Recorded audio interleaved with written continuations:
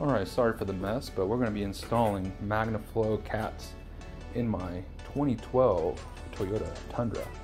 Should be the same for basically 07 Plus, but yeah, so let's get started. Okay, so first things first, you're going to want to take off these 3 nuts up there. I already started, I lubricated them the other day and then knocked them off, knocked a couple of them off with the impact, but take those off first and then unplug the O2 sensor and then we'll go from there. Okay, now that we got this piece off, we're going to remove the O2 sensor. Okay, got the O2 sensor out, pretty easy. Now we're going to just screw it into the new cat, so we'll do that now. Okay, the next thing you're going to want to do is unplug the O2 sensor, the rear O2 sensor for the passenger side, and it's a little tricky, but take some time, take your time, and remove that as well. Okay, we're going to go ahead and install the rear O2 sensor.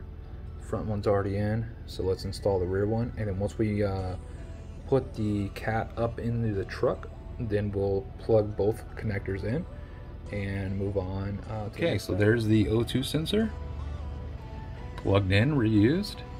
The front one, connector's right there, easy to plug in. It also slides into its spot to where the sensor's held out of the way up there. Now we'll go ahead and plug the other one in right here. And this is an OEM sensor, so it even comes with the 2 little clamps that goes into the mounts here and then plugs into the connector, easy peasy. And so we'll plug that in now. Okay, so it is now plugged in or installed all the way to the front. Both O2 sensors are there. I have aftermarket exhaust. I'm going to order a new kit or a system.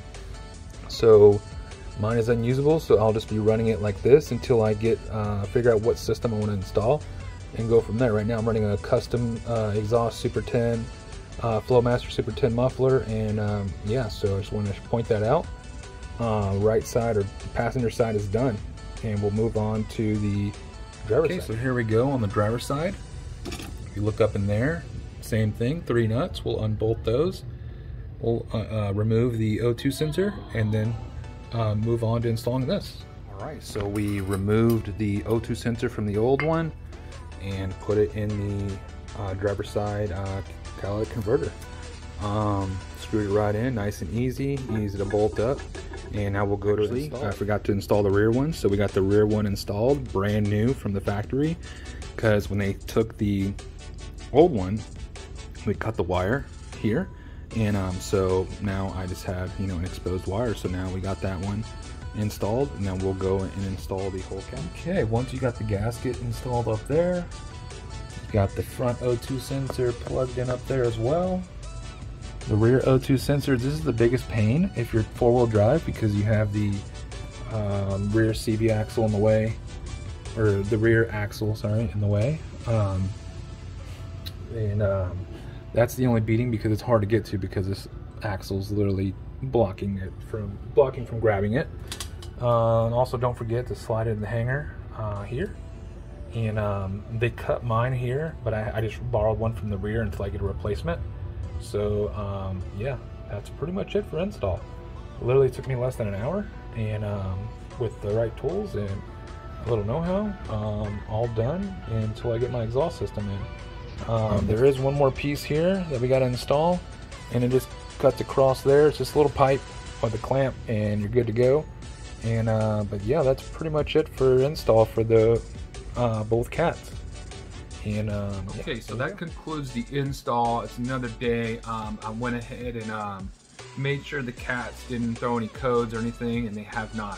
When I put the catalytic converters in, I cleared the codes and been driving my truck, starting and stopping all weekend, about 100 miles on my truck, and no check engine light.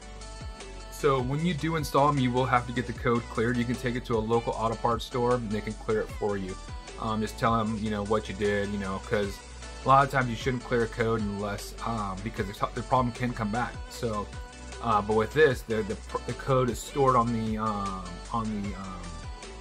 engine or the ECU, and you have to clear that code, and it should not come back. So with that said, I'm comfortable telling you guys that the code check engine light will not stay on with the MagnaFlow cats.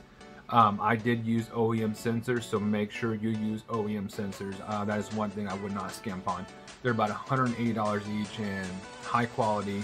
They have the little clips to plug right back in, and very, very easy to install. This took me all less than an hour to do, and with some basic tools, you can do it yourself as well. So I hope you guys enjoyed this video. If you did, hit the like button and subscribe, because I plan on posting quite a few more videos. And who knows, when we get to a certain amount of maybe we get to 500 subscribers, I'll do a giveaway or something. But once again, thank you guys for watching, and we'll catch you guys next time.